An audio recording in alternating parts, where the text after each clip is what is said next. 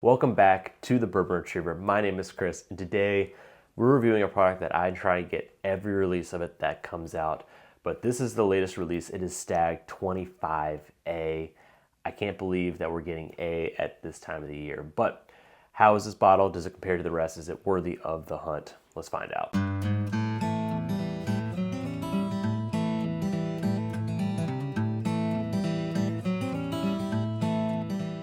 So it is hard to believe that we are now getting Stag Batch A in basically October of 2025.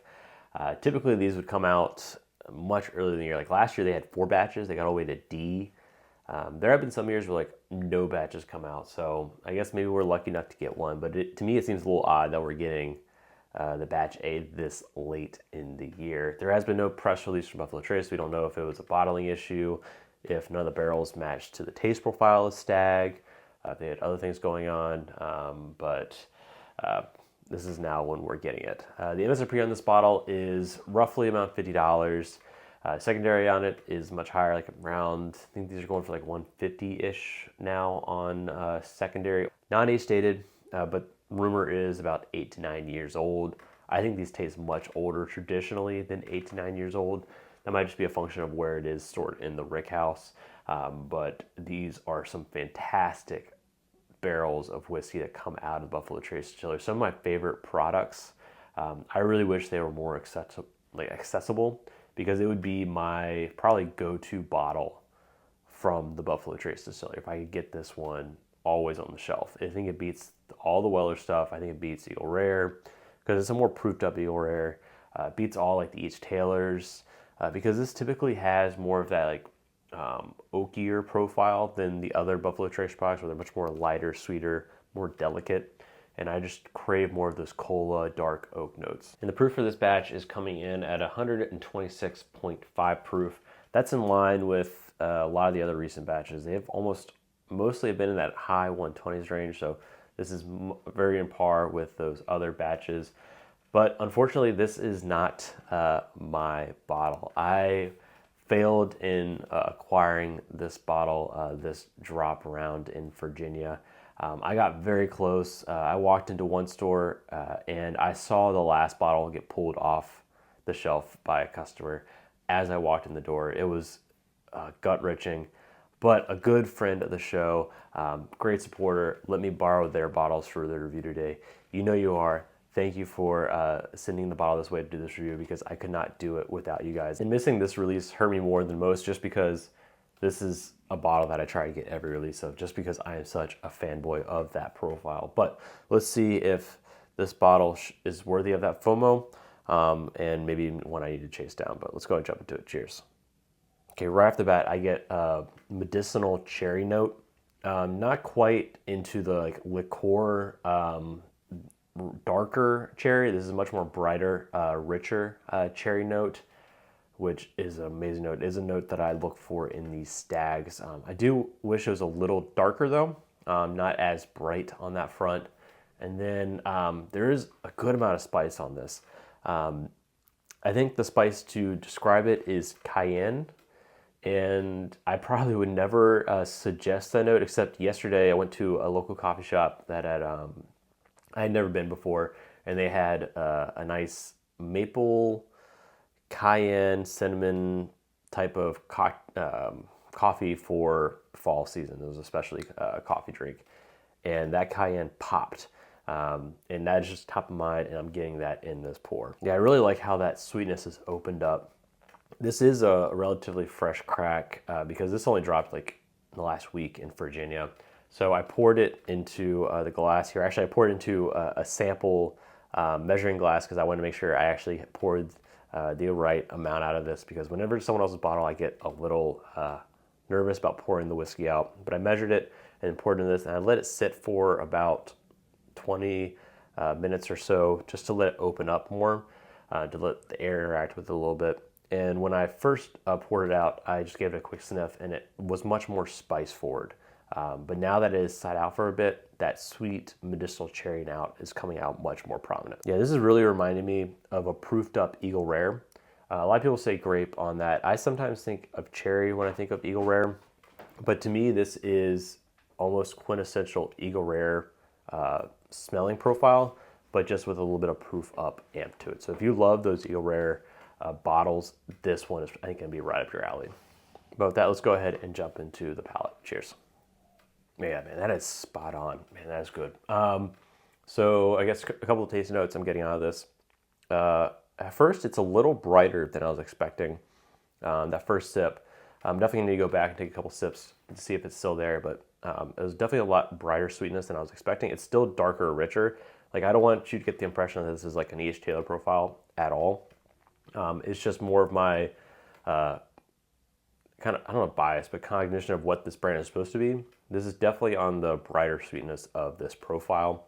And then as it gets into the mid palate, I'm getting like a caramel brittle, some type of like cooked caramel that like just kind of slowly melts in your mouth as it sits on your tongue. That's exactly what that mid palate is. And then it has a nice rich finish there with a little bit of spice coming back in. It is 127 proof, good proof there, not too hot. And just a nice finish there with a little bit of spice on the back end. Really, really good finish. Okay, on second sip, the sweetness is starting to get a little darker now. I'm getting much more closer to that grape note. That might have just been a first sip, that brightness, because it is transitioning a little bit more of a darker, grapier note now in that sweetness as it transitions into that caramel brittle that I talked about. There's a nice cola note there too. I don't know if the cola note is so prominent though, or if it's just I'm searching for it, because that is the number one note I look for in these Stags. When it has a cola note and a prominent cola note, that is a big plus factor for me, and those are the Stags that I personally hunt. So I don't know if I'm chasing that cola note because I typically look for it in these bottles, or if it is there, but I definitely think it's a little bit in the background there. This definitely is not the most prominent cola at all. There are a ton of Stag batches that have a much more prominent cola note, but the more and more I sit here and drinking it, that cola note is starting to come a little bit more, but it's definitely more of like a background note with this bottle. Yeah, because it is just straight sweetness. Going back to another sip there, it is just like grape juice sweetness. Very rich, very sweet. I'm gonna stick with that Eagle Rare comparison. I think this is Eagle Rare 10, proofed up, and it is, I think it's a fantastic bottle, because a lot of times those Eagle Rare 10s, I love the flavor in them.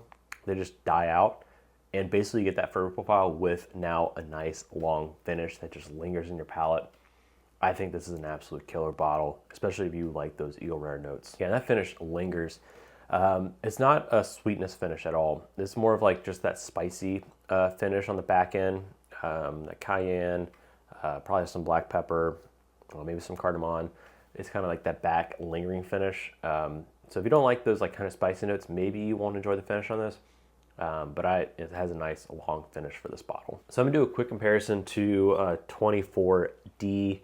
This is the latest batch before 25A that came out, just to see if there's a, how they compare, because this is probably the one that would be freshest in people's minds. It was just a quick little tasting here. Yeah, right off the bat, 24D is a much darker drinking experience.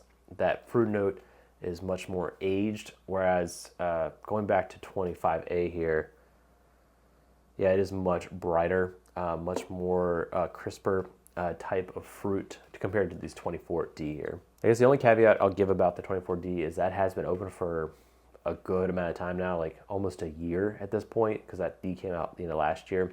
So it has had more time in their bottle, and that is where you'll get a much more different profile in the aroma, is the thing you get most when it gets more airtime. Let's go into sip. Yeah, 24D is not as complex to me in the drinking experience. 24A is a much better drinking experience, where it transitions from that like sweetness to the spice to the mid palate, where it gets a much darker sweetness.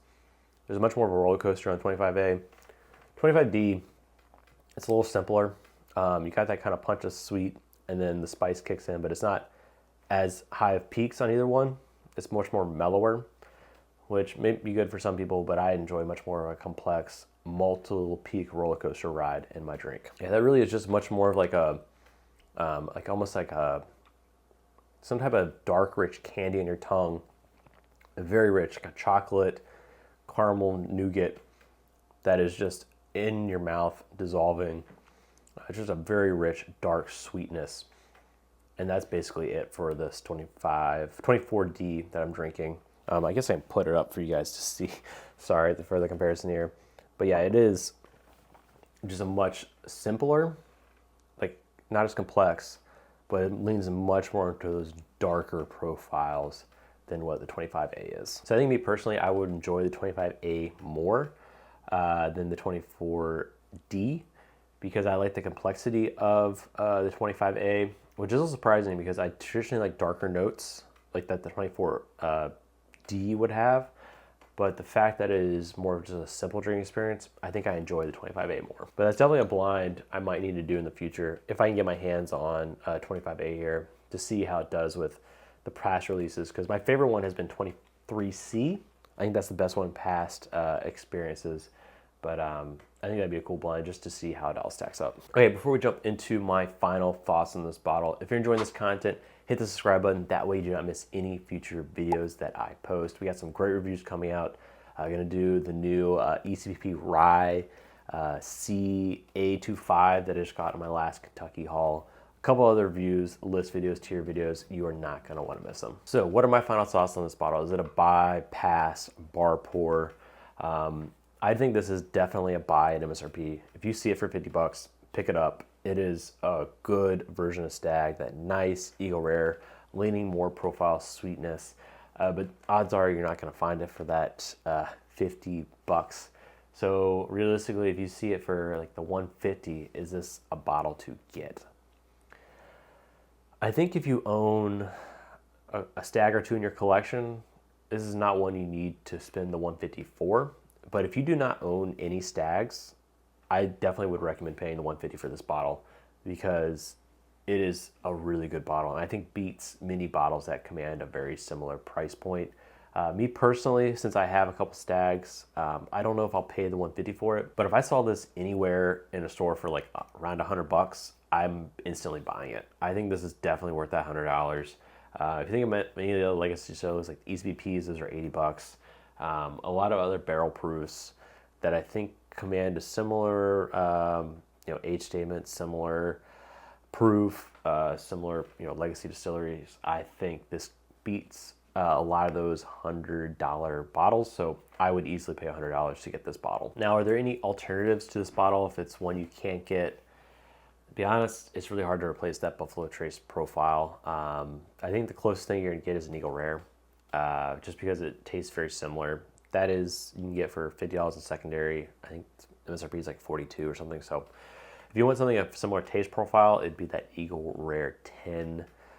Something also closer to the Eagle Rare 12, but that is, I think, harder to get than the Stag 25 batch 25A. And I could list other distilleries that have barrel proof options like Wild Turkey Rare Breed and stuff like that, but be honest, it's not going to have the same profile. Those are good bottles, but they just aren't going to give you the same taste profile as this. So that's my review of the Stag Batch 25A. If you're enjoying this content, hit the subscribe button. That way you don't miss any future videos. And before you head out, check out this video here. And until next time, cheers.